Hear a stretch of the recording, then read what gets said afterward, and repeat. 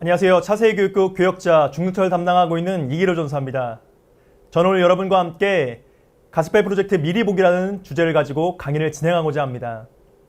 지금 차세교육국은 유아철을 제외하고 가스펠 프로젝트라는 교재를 가지고 설교와 공과를 진행하고 있습니다. 왜 우리는 이 교재를 선택해서 초등처 6년, 중등처 3년, 고등처 3년이라는 12년의 시간을 투자할까요? 이것을 설명드리기 전에 우리가 처한 상황을 한번 살펴보도록 하겠습니다.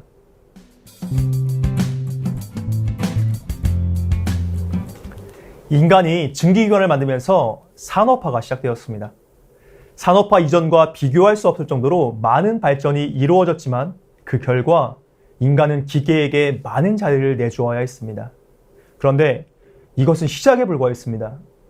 인간의 발전 속도는 이 컴퓨터가 발명되면서 또다시 이전과는 비교할 수 없는 가속도가 붙었습니다.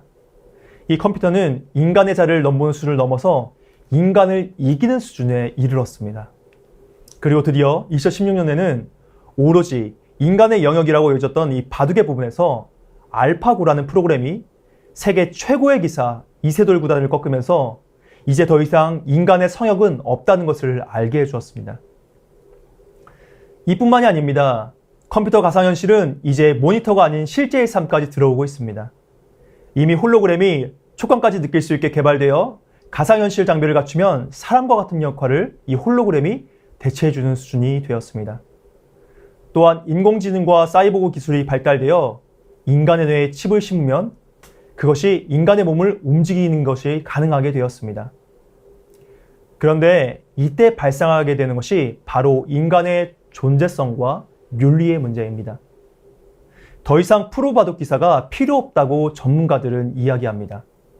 프로 기사의 바둑을 볼 필요가 없이 집에서 알파고와 같은 프로그램에 바둑을 보고 컴퓨터로 함께 바둑을 두는 것이 더 많은 효율성과 승률을 보장한다고 합니다.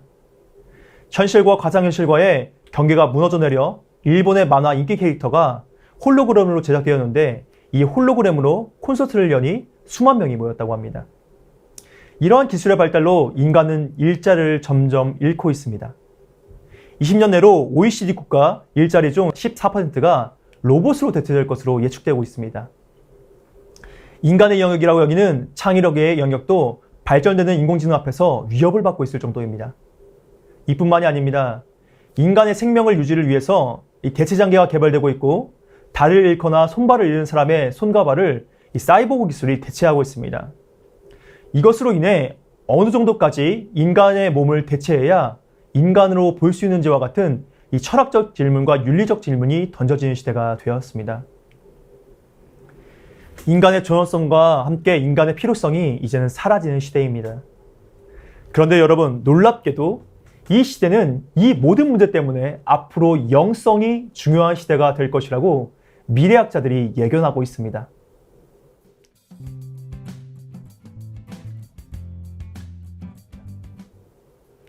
기독교인이 아닌 미래학자들도 영성을 중요하게 생각한다고 하니 이상하게 들릴 수도 있습니다. 그런데 세계 100대 미래학자라고 불리는 이 엘빈 토플러와 윌리엄 하랄은 각기 영성의 시대를 예견했습니다. 제3의 물결로도 유명한 이 엘빈 토플러는 제5의 물결은 영성의 시대가 될 것으로 예측했고, 워싱턴 대학의 윌리엄 하랄 교수는 정보 시대가 끝나고 지식 이상의 가치를 원하는 영성의 시대가 올 것을 예측했습니다. 더 이상 지식은 사람들에게 만족감을 주지 못한다는 것입니다. 충분한 지식이 있는데 그 지식이 오히려 지금 인간의 자존감을 떨어뜨리는 일들을 합니다. 그 지식들이 인간을 대체함으로 인간은 기계보다 못한 존재가 되어버렸습니다. 그래서 사람들은 자신의 자존감을 높이기 위해서 물건을 반대로 소비하는 경향을 보입니다. 아주 쉽게 그 증거를 찾을 수 있습니다. 여러분 주변을 보면 이 명품에 집중하는 사람들이 있을 겁니다. 가성비로는 명품이 절대 뛰어나지가 않습니다. 그런데 이 남들이 사지 못하는 물건들을 가짐으로써 자신의 가치를 인정받는 기분이 들기 때문에 명품을 드는 경우를 우리는 흔히 발견하게 됩니다. 또한 우리 젊은 선생님들 중에는 젊지 않으시더라도 이 애플을 좋아하시는 분들이 계실 겁니다. 이 애플은 디자인과 감성 그리고 철학에 집중합니다. 스티븐 잡스는 공학도가 아니었습니다.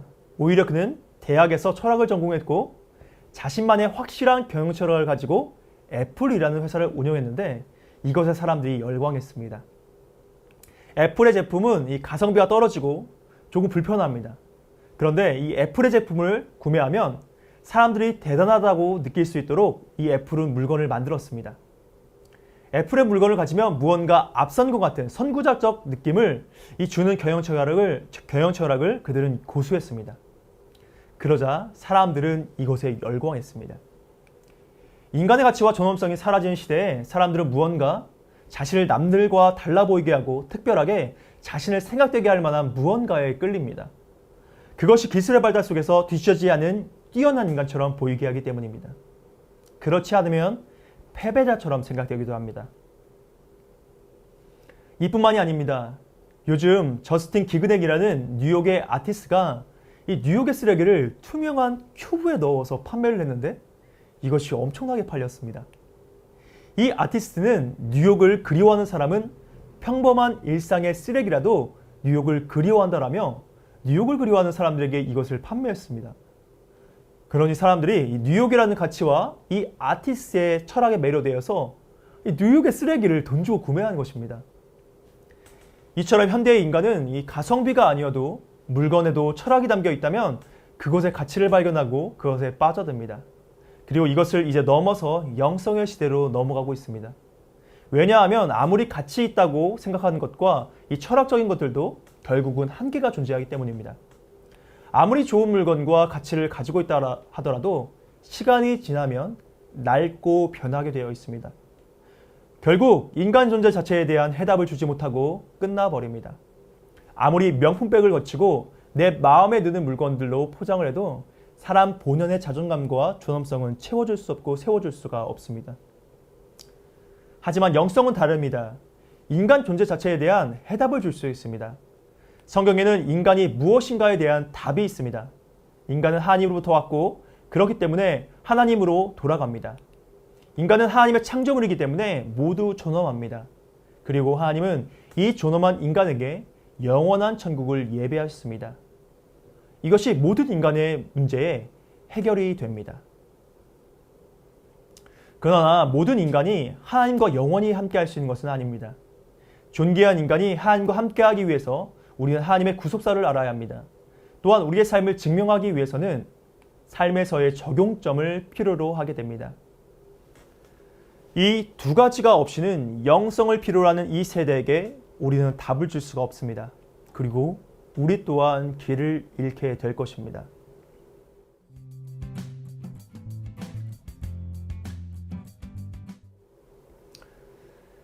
바로 가스펠 프로젝트를 선택한 이유가 여기에 있습니다. 우리가 선택한 교재인 이 가스펠 프로젝트는 미국 남침내 교단의 교재로서 구속사적 관점으로 성경 전체를 볼 수 있는 안목을 길러줍니다. 또한 구속사점 관점을 통한 적용점을 매 챕터마다 전달하여서 삶을 어떻게 살아가야 하는지를 제시하고 있습니다. 그래서 이 가스펠 프로젝트에 관해 미리 보기를 지금 시작해 보려고 합니다. 자, 그렇다면 구속사가 무엇일까요? 지식백과는 이렇게 기록하고 있습니다. 구속사는 하나님의 영원한 구원 의지를 효력 있게 하기 위하여 인간 역사 안에서 하나님의 인격적인 구속적 활동을 이해하려는 성경적 역사관이다. 즉 하나님이 우리 인간을 구속하기 위해 의지를 가지고 역사를 이끌어 가신다는 겁니다. 우리는 결국 하나님의 구원을 기다리는 사람들이고 이 구원을 다음 세대에게 알려주기 위해 교사를 하고 있습니다. 가스펠 프로젝트는 그 구원의 역사에 초점이 맞춰져 있기 때문에 우리는 이 교재를 가지고 12년의 시간을 보내게 되는 것입니다. 이 강의를 들으시는 분들은 너무나 쉽고 당연한 이야기를 하고 있다고 생각하실 수도 있습니다. 그런데 이 관점이 없이 매주의 인물과 에피소드에 집중하다 보면 우리는 가장 큰 흐름을 놓칠 수가 있습니다. 그리고 이 흐름을 놓치게 되면 하나님의 큰 역사를 놓치게 되고 영성이 필요한 이 세대에게 이정표를 주지 못하게 됩니다. 그렇다면 가스펠 프로젝트의 챕터를 살펴보면서 하나님의 구속사에 대해서 알아보도록 하겠습니다. 가스펠 프로젝트는 총 12권의 책으로 이루어져 있습니다. 구약과 신약 각각 6권의 책인데요. 이것을 또다시 각기 3권씩 나누어 4단계로 이 구속사를 설명하고 있습니다. 먼저 창세기부터 사무엘상까지 세 권의 책인 위대한 시작, 하나님의 구출 계획, 약속의 땅은 언약의 시작이라는 타이틀로 묶여져 있고, 그 다음 사무엘하부터 말라기까지 세 권의 책인 왕국의 성립, 선지자의 왕, 돌아온 하나님의 백성은 언약의 백성, 신약으로 넘어가 신약의 마태복음부터 이 사도행전까지 세 권의 책, 위대한 복음, 비유와 기적, 십자가와 부활은 약속으로 오신 예수님, 그리고 마지막으로 사도행전부터 요한계시록까지 세 권의 책, 이 복음으로 세워진 교회, 하나님의 편지, 다시 오실 그리스도를 이 복음으로 세워진 교회라는 타이틀로 묶어놓고 있습니다. 근데 여러분, 이 네 가지 타이틀의 공통점을 발견하셨나요? 네, 맞습니다. 바로 언약, 즉 약속과 모두 관련이 있습니다. 여러분, 복음이란 무엇인가요? 맞습니다. 바로 예수님입니다. 그런데 예수님은 하나님이 약속하신 것에 대한 결과라는 것입니다. 쉽게 말해 구약은 하나님의 약속에 대해서 이야기하고 있는 것이고, 신약은 그 약속의 성취를 말하고 있는 것입니다. 가스펠 프로젝트는 철저하게 이 약속에 초점을 맞추고 있음을 보게 됩니다. 그런데 제가 앞서서 구속사에도 초점이 맞춰져 있다고 말씀드렸잖아요. 바로 이 구속사가 약속의 다른 말입니다. 성경 전체는 약속에 관한 이야기입니다. 이러한 특징을 가지고 먼저 가스펠 프로젝트의 시작인 이 언약의 시작부터 살펴보도록 하겠습니다.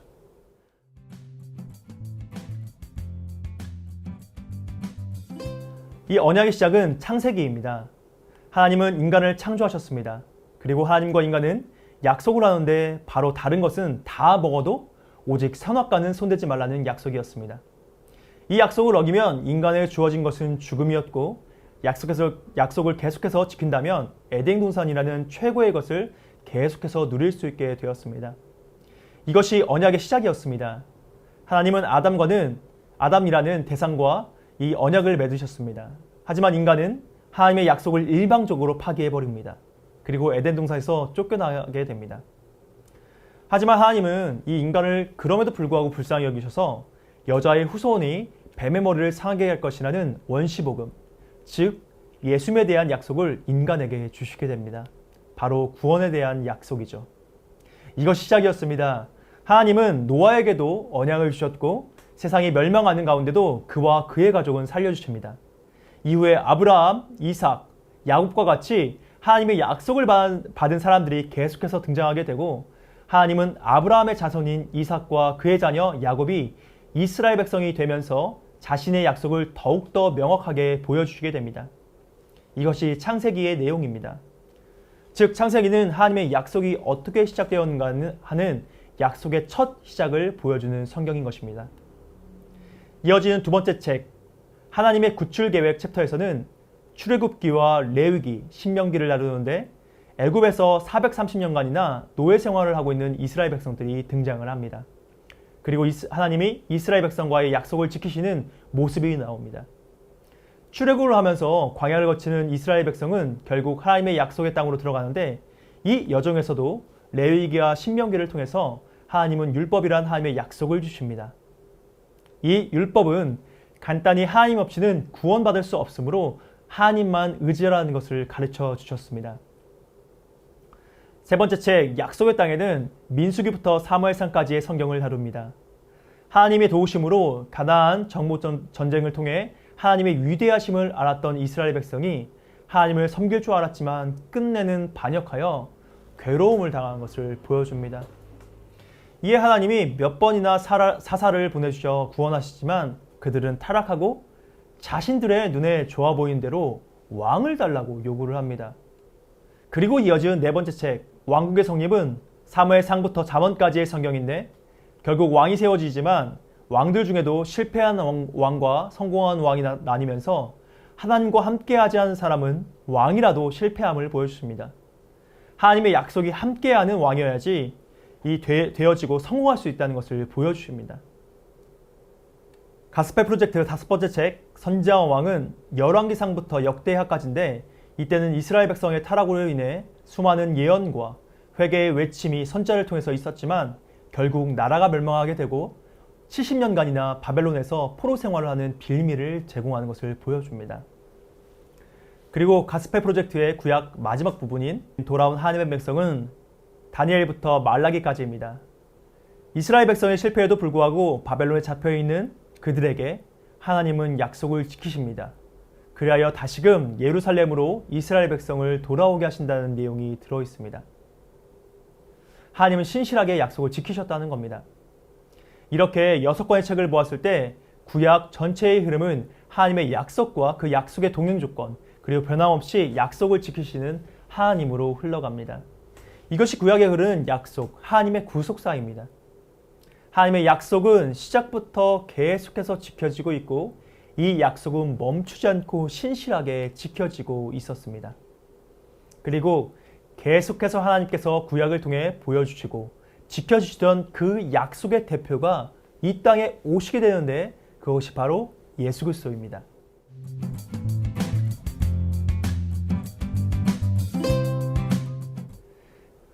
가스펠 프로젝트의 신약 3개의 챕터, 위대한 복음, 비유와 기적, 십자가와 부활은 복음서와 사도행전 앞부분을 다루는데 예수님이 모두 구약에서 계속해서 예견하신 하나님의 구원의 정점, 약속이신 예수님의 삶과 죽음에 대해서 말하고 있습니다. 예수님의 탄생부터 시작해서 이 삶과 죽음을 통해 구약의 예언이 어떻게 성취되고 있는지를 보여주십니다. 예수님의 기적과 이적, 그리고 모든 말씀은 결국 구원의 성취로 이어집니다. 또한 주목할 것은 예수님 또한 십자가의 죽음으로 구원을 성취하시고 부활하시면서 우리에게 또다시 다시 오시겠다는 약속을 주셨다는 겁니다. 그리고 그 약속을 지키며 살아가는 우리에게 교회를 주심으로 다시 오실 그리스도를 어떻게 기다려야 하는지를 보여주시는 게 나머지 챕터인 복음으로 세워진 교회, 하나님의 편지, 다시 오실 그리스도입니다. 여기는 사도행전부터 계시록까지의 내용인데 먼저 복음으로 세워진 교회는 이 사도행전의 내용으로 예수님의 약속인 성령으로 인해 교회가 생기고 삶 속에서 역사하신 하나님의 능력을 보여줍니다. 그 다음 책인 하나님의 편지에서는 이 서신서를 통해 예수님으로 인해 이 땅에 교회가 생겼지만 교회 안에서 발생되는 크고 작은 문제로 인해 복음이 변질되지 않도록 하며 이 성도의 삶에 대해서 말씀해 주십니다. 마지막으로 다시 오실 그리스도에서는 이 사도행전부터 계시록까지의 부분인데 여기는 핍박으로 인해 하나님의 약속이 희미해지지 않도록 이 바울과 사도들이 편지를 보내고 마지막 날에 어떠한 영광이 우리에게 올지, 그래서 다시 오실 약속인 재림하시는 그리스도에 대해 확신을 가지고 이 땅의 성도가 살아갈 수 있도록 해줍니다. 이렇게 구약뿐만 아니라 신약까지 하나님은 자신의 구원 계획과 그 계획을 통한 약속을 끊임없이 상기시켜 주십니다. 가스펠 프로젝트는 이러한 하나님의 구원의 계획에 초점이 맞춰 진행됩니다. 그에 따라 가스펠 프로젝트는 그리스도와의 연결이라는 포인트가 있습니다. 모든 구속사는 예수님을 향하고 있고 예수님으로 시작되어 맞춰져 있기 때문에 이것이 이 책, 곧 성경의 포인트가 됩니다. 이 매주마다 스토리와 인물들이 등장을 하지만 가장 잊지 말아야 할 것은 바로 매주의 스토리와 인물들로 분반을 진행하시더라도 예수님과의 연결점을 잘 지지하고 있는가를 체크해 주셔야 한다는 겁니다. 때로는 스토리나 인물의 묘사에 집중해 이것을 지금 무엇을 가리키고 있는가를 설명하지 않은 채로 이 개별적 이야기로 끝날 때가 있습니다. 이것은 이 교재의 의도와 맞지 않습니다. 가스펠 프로젝트는 철저하게 구속사적으로 예수 그리스도와의 연결점이 있어야 합니다. 그리고 또 한 가지의 포인트가 있습니다.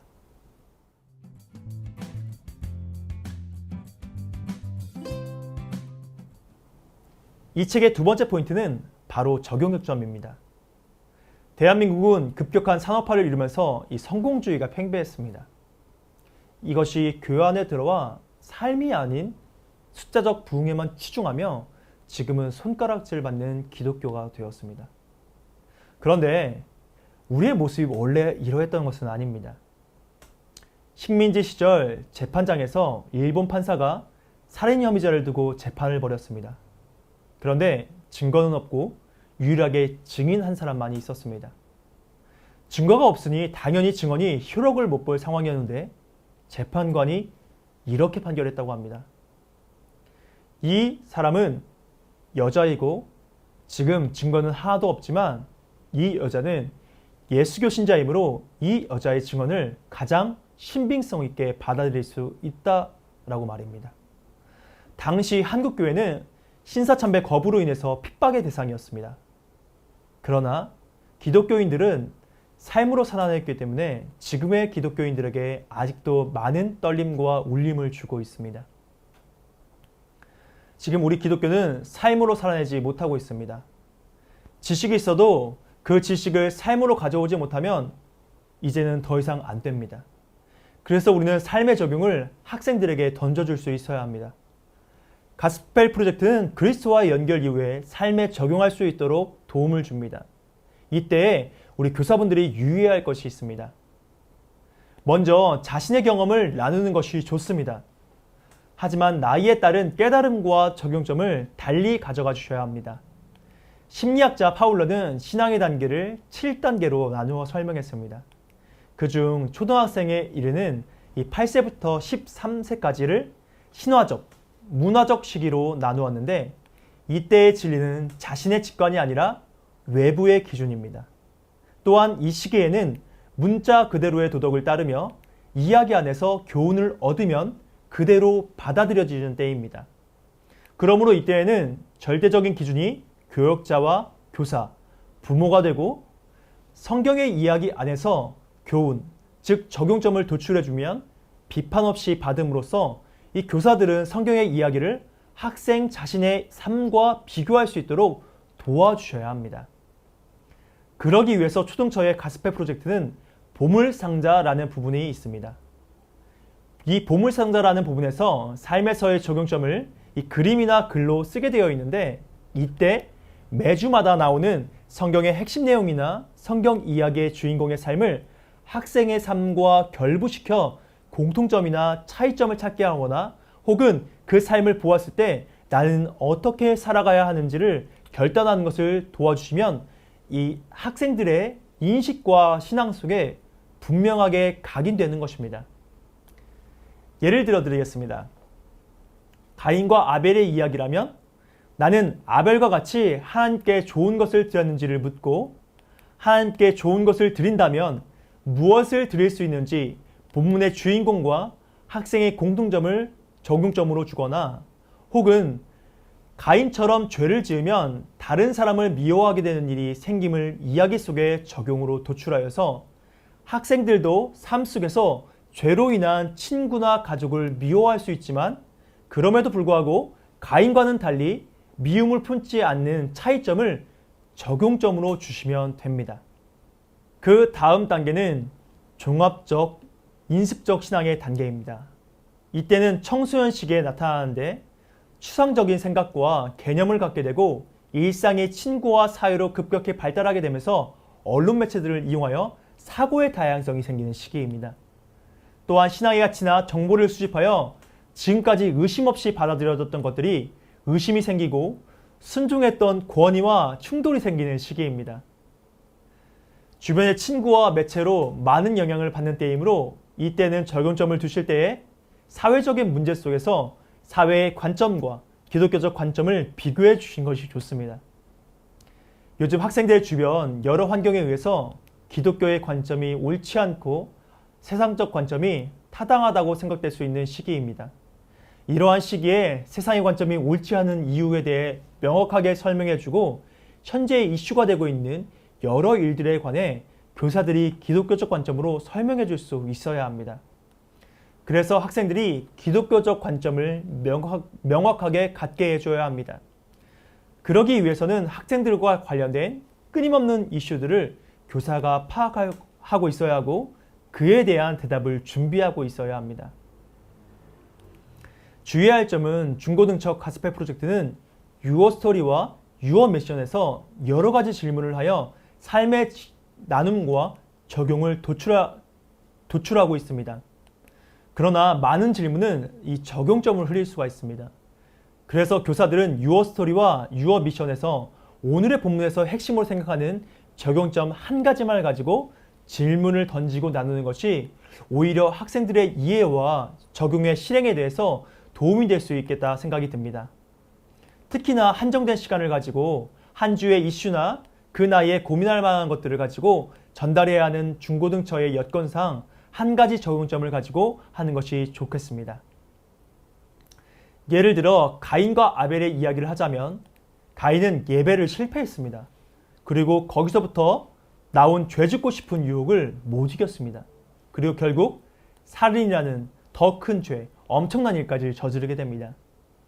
이에 학생들에게 혹시나 음란물이나 동성애와 같은 죄짓고 싶은 마음이 들지 않았는지 이 중고등학생 시절 이 고민할 만한 이슈와 함께 이 음란물과 동성애가 왜 위험한지를 알려주고 이것을 이기기 위한 방법들과 예배의 중요성에 대해서 알려준다면 이 시기에 맞는 적용점이 될 것입니다. 여기서 주의할 점이 있다면 청소년 시기는 반항의 시기이기 때문에 이 반항심이 강한 나이에 관계가 형성되지 않았을 때 추궁하듯이 질문을 던지거나 죄를 짓는 세상의 친구들을 힐난하듯이 말하면 교사보다 이 친구의 관계가 더 깊기 때문에 반항심이 생길 수 있습니다. 먼저 관계가 생기고 질문을 할 때에도 학생이 수치심이 들거나 반항심이 들지 않도록 조심스럽게 질문하고 답하는 것이 좋습니다. 저는 마지막으로 이 이야기를 선생님들과 함께 나누고 저의 강의를 마치려고 합니다. 스코틀랜드에 한 고아원이 있었습니다. 그곳에는 지적장애를 가진 아이들만이 있었습니다. 이 아이들은 지능이 낮아서 이해력이 떨어지고 그래서 율동이나 놀이를 통해서 성경 이야기를 배우고 있었습니다.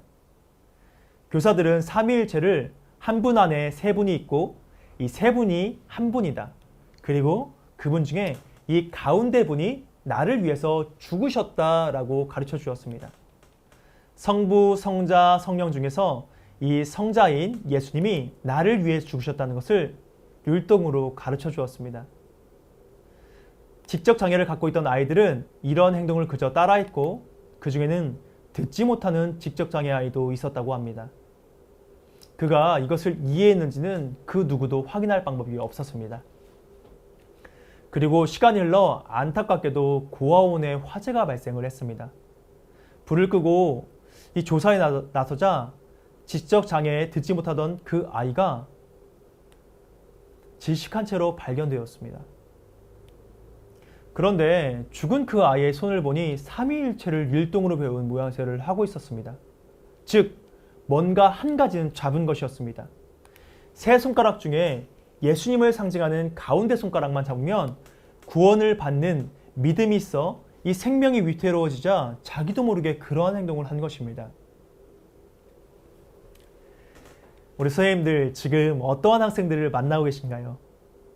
가르쳐도 전혀 듣지 않는 것 같고 전혀 이해하지 못하는 것 같은 학생인가요? 그러나 분명한 것은 그 안에 말씀이 심기고 있다는 것입니다. 듣지 않는 것 같고 모르는 것 같고 이해하지 않는 것 같은데 여러분의 가르침으로 한 가지는 매일 잡고 돌아갑니다. 구원의 역사란 그런 것입니다. 아무것도 아닌 것 같이 보이는 씨앗이 심기고 그 심기는 일로 인해 그들은 하나님의 구원을 알아가고 있고 하나님의 방식대로 살아가는 법을 배우고 있습니다. 그리고 결국 구원의 길을 걷게 되는 것입니다. 또한 가르침을 받은 학생들은 삶으로 적용해 나갈 것입니다. 지금 우리의 눈에 보이지 않더라도 계속해서 심으면 반드시 열매를 맺을 줄을 믿습니다. 그러므로 열매를 기다리는 농부의 마음으로 우리 12년의 시간 동안 가스펠 프로젝트와 함께 달려가시길 기도합니다. 성경에 이렇게 기록하고 있습니다. 눈물로 씨를 뿌리는 자는 기쁨으로 단을 거두리로다. 우리 선생님들, 눈물로 씨를 뿌리시는 우리 선생님들, 결국 우리는 기쁨으로 단을 거두고 열매를 거두게 될 줄을 믿습니다. 제 강의는 여기까지입니다. 최고의 차세대 교육국 파이팅! 최고의 차세대 교사들 파이팅입니다.